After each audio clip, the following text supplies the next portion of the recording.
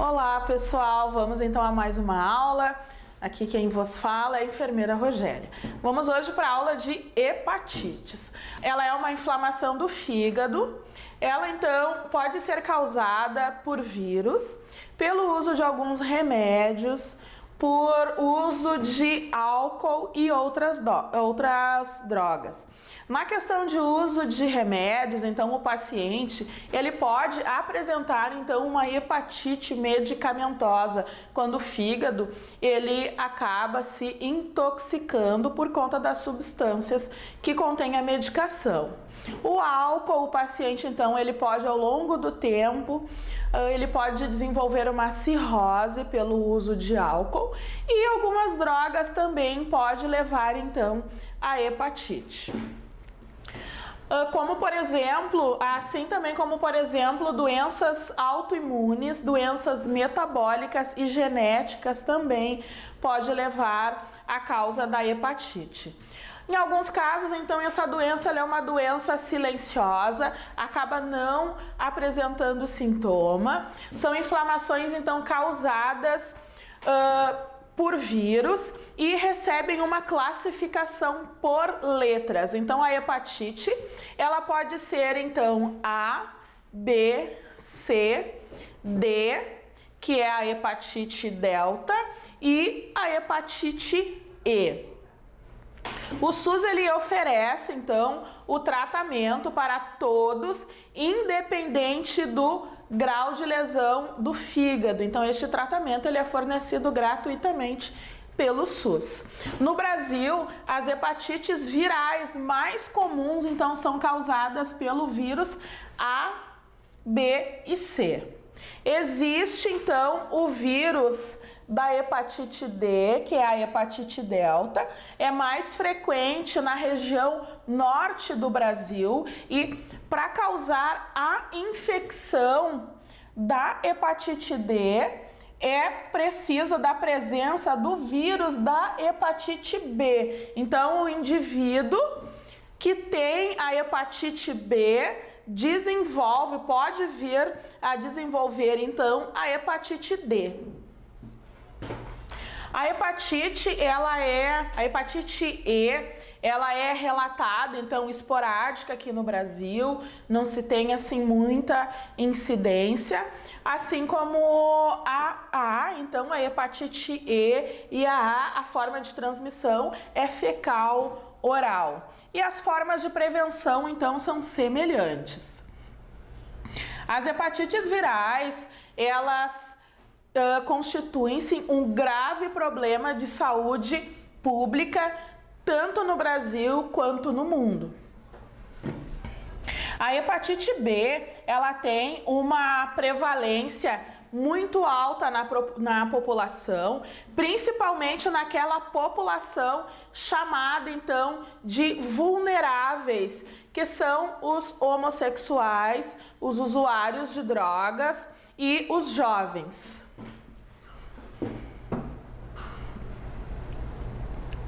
A hepatite também ela tem uma importância muito grande no número de indivíduos que são atingidos, porque ela causa complicações que vão de formas agudas até a forma crônica da doença. Nós temos aqui então os sintomas, que é o que é muito perguntado então em provas. As hepatites são doenças que nem sempre, elas apresentam sintomas. Quando o sintoma ele está presente, pode ser neste caso cansaço.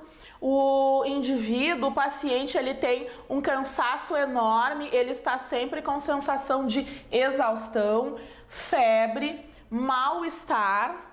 Pode ser inclusive um mal-estar de início súbito, tontura, enjoo, vômitos, dor abdominal, pele e olhos amarelados, urina escura e fezes claras. Algumas situações clínicas elas devem ser consideradas como suspeitas então para hepatite viral. A icterícia aguda ou então a colúria, quando nós chamamos que o paciente ele está ictérico, ele tem então uma grande quantidade de bilirrubina sendo eliminada na corrente sanguínea, e neste caso então ele acaba ficando com os olhos amarelos, a pele deste paciente começa a ficar amarelado e nós chamamos esse paciente de ictérico. Tem elevação de aminotransferases, que são os marcadores do fígado, das células do fígado, então, através de alguns exames que são solicitados. História de exposição percutânea ou de mucosa a sangue ou secreções de pessoas portadoras ou com suspeita de infecção do vírus da hepatite B ou hepatite C. Então, se tem uma história de acidente com material biológico, pérfuros cortantes, questão de ir a algum local e utilizar, por exemplo, as mulheres que nós vamos então para manicure, utilizamos alicate, eles devem ser esterilizados. O correto seria que nós utilizássemos, cada um utilizasse o seu, mas, enfim, então tem que ter essa história se não houve exposição a este tipo de material. Que ponha em risco, então, a mucosa, se não expôs a sangue, história de contato sexual ou domiciliar com o indivíduo sabidamente com o HBsAg reagente, que é a proteína, então, que fica presente no vírus da hepatite, ou o anti-HBc reagente, que é o anticorpo específico, então, da hepatite. Exames sorológicos de triagem, reagentes para a hepatite, doadores de sangue ou de órgãos, usuários de hemodiálise, ambulatórios de DST. Então tem essas situações que devem ser consideradas como suspeitas para hepatite viral. Depois nós temos o diagnóstico e o tratamento. Pode ser, então, vem para evitar o diagnóstico, ele vem para evitar a evolução da doença para uma cirrose e para um câncer, então, de fígado. Nós temos os exames de laboratório que testam as funções hepáticas, especialmente através dos níveis séricos, o TGP e o TGO, que nós acompanhamos muito, então, na questão hospitalar durante a realização destes exames, ALT, então, TGP, e o AST-TGO. Apesar de serem indicadores sensíveis do dano ali do parênquima hepático, eles não são marcadores específicos para hepatite. Ele te demonstra que o fígado, ele pode estar sofrendo alguma alteração, mas não é um marcador específico da hepatite. Aí nós temos os exames específicos, então, que são os dos diagnósticos do tipo sorológico, então, para hepatite A. Aí nós temos aqueles exames, o anti-HAV total, anti-HAV IgM para hepatite A. Depois nós temos para hepatite B o HBsAg, o anti-HBc IgM, anti-HBc IgG, o anti-HBe e o anti-HBs. Depois nós temos também os exames específicos para hepatite C, o anti-HCV, o para hepatite D, então o HDVAg, o anti-delta IgM, o anti-delta IgG. Nós temos também o de biologia molecular, que são utilizados para detectar a presença do ácido nucleico do vírus. Então vai ser o DNA para a hepatite B e o RNA para as demais hepatites. Temos também os testes rápidos para os tipos de hepatite B e C são disponíveis então nos serviços públicos de saúde para todas as pessoas que querem fazer então este teste. No pré-natal, o exame da hepatite B também faz parte do rol ali dos exames de pré-natal. Ele é solicitado quando a gestante inicia então o seu tratamento de pré-natal. Assim que a gestante for diagnosticada, ela já será tratada. Se houver então indicação ainda durante a gravidez. Depois nós temos a questão da imunização. Existem então vacinas contra a hepatite A e a hepatite B. Não existe vacina ou imunoglobulina para a hepatite C. Então as vacinas são para a hepatite A e para a hepatite B. A C não tem vacina, não tem imunoglobulina. O que reforça então a necessidade de ter então um controle com relação a essa transmissão, um controle dentro do domicílio, um controle na comunidade para que não se dissemine então esta doença, bem como entre as populações de risco, acrescido então através de políticas de redução de danos. O uso de preservativo está incluído nesse reforço, nessa necessidade de controle de transmissão. Aí nós temos a vacina contra a hepatite A. Está disponível então no SUS, ela é oferecida no calendário de vacinação para crianças de 15 meses a 5 anos incompletos. Então é 4 anos, 11 meses e 29 dias. Ela inicia então a partir dos 15 meses.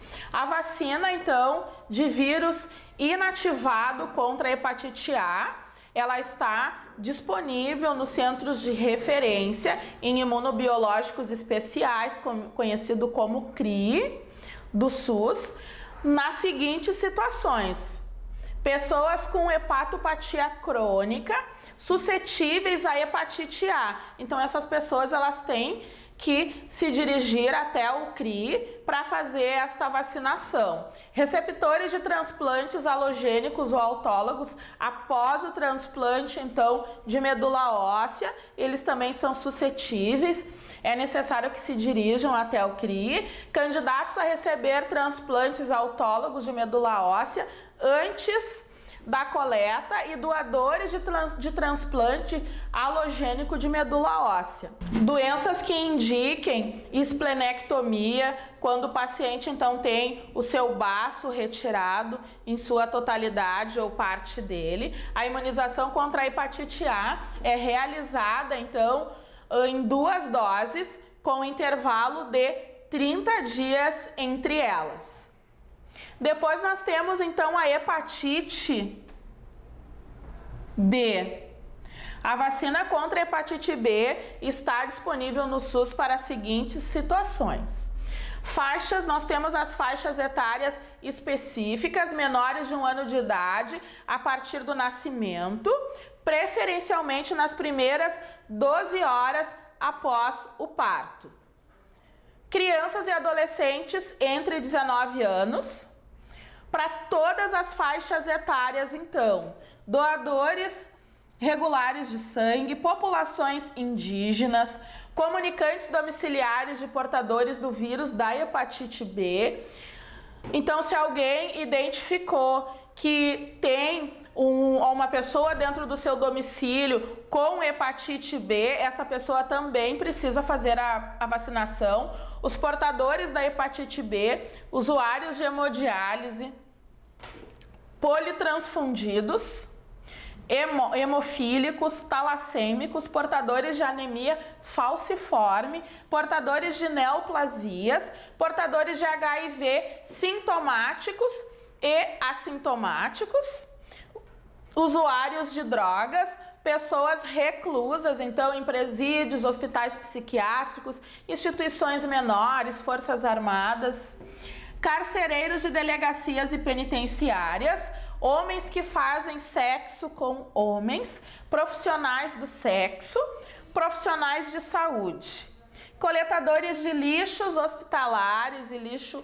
domiciliar, bombeiros, policiais militares, civis e rodoviários envolvidos em atividade de resgate. Então, toda esta população, então,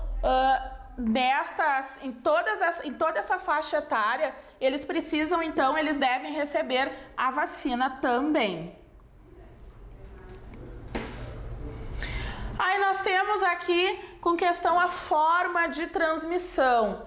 Contágio fecal oral em condições precárias de saneamento básico com relação à água, higiene pessoal e alimentos contaminados. Então, é passível de contaminação a hepatite A e a hepatite E nesta situação fecal oral. Transmissão por contato com sangue por meio de compartilhamento de seringas, agulhas, lâminas de barbear, alicate de unha, objetos que furam ou que cortam. A contaminação então ocorre para a hepatite B, C e delta. Lembrando que para ter a hepatite, ser contaminado com a hepatite delta, o indivíduo tem que ter a hepatite B.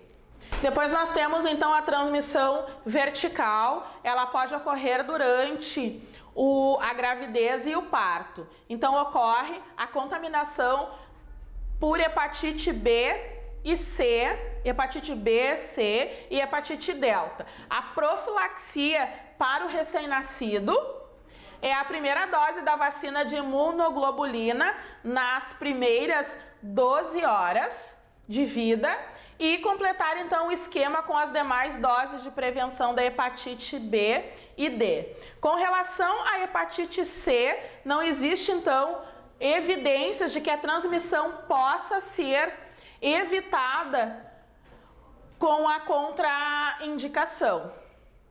Transmissão sexual, relação desprotegida, então tu acaba te contaminando, acaba ocorrendo a contaminação por hepatite A, B, C e hepatite delta. Transmissão por meio de transfusão ou hemoderivados. Ocorre a transmissão por meio de transfusão ou transfusão de sangue ou hemoderivados. Antigamente era mais comum no passado, mas hoje em dia é considerada rara porque existe um maior controle de triagem relativo então às tecnologias que são empregadas nos laboratórios e na questão da coleta então de agência transfusional ou banco de sangue, como é chamado. Nós temos aqui alguns tratamentos. Na hepatite aguda, não existe tratamento específico para a forma aguda de hepatites virais. O prognóstico ele é bom na hepatite aguda, porque é uma hepatite que acomete o indivíduo, mas logo ela tem um bom prognóstico, a pessoa acaba então recuperando a sua saúde. É causada então pelo um prognóstico bom causado pelo vírus da hepatite A e do vírus da hepatite E. Resulta numa recuperação, então, completa ali da saúde do indivíduo. O uso de medicações sintomáticas para vômitos e febre deve ser realizado quando for necessário. Se faz necessária a máxima atenção quanto às medicações utilizadas, já que o indivíduo ele pode ter uma hepatite, então, por conta de medicações. O repouso ele é considerado uma medida adequada e bem eficaz na questão da hepatite aguda. E depois nós temos a hepatite crônica. As ações elas são voltadas então para reduzir a chance então de progressão de cirrose ou câncer de fígado, modificando ou desacelerando a história então natural da doença, apenas para reduzir a chance de progredir então essas doenças. Nesse sentido, a orientação para não consumir bebidas alcoólicas, utilizar medidas de prevenção de co-infecção com HIV, controle de distúrbios metabólicos como a hiperlipidemia, obesidade, diabetes, são essenciais ter esse cuidado. Cabe então o diagnóstico precoce, o encaminhamento adequado quando existir alterações clínicas ou alterações laboratoriais. Orientação para evitar a transmissão domiciliar, porque a hepatite ela pode ser transmitida no domicílio ali, utilizando os utensílios, compartilhando os utensílios com os demais indivíduos. Não compartilhar, então ele cita, né, os utensílios e objetos de higiene também, com sangue, escovas de dente, barbeadores. Uma parcela dos casos da hepatite crônica vai necessitar de algum tratamento. Todas as hepatites virais devem ser acompanhadas por profissionais da saúde, pois as infecções elas podem se agravar e levar então o indivíduo a óbito. Na questão das vacinas, nós veremos um pouco mais então quando a gente fizer o calendário de vacinas, onde também se encontram as vacinas, certo, pessoal? Obrigada, até a próxima!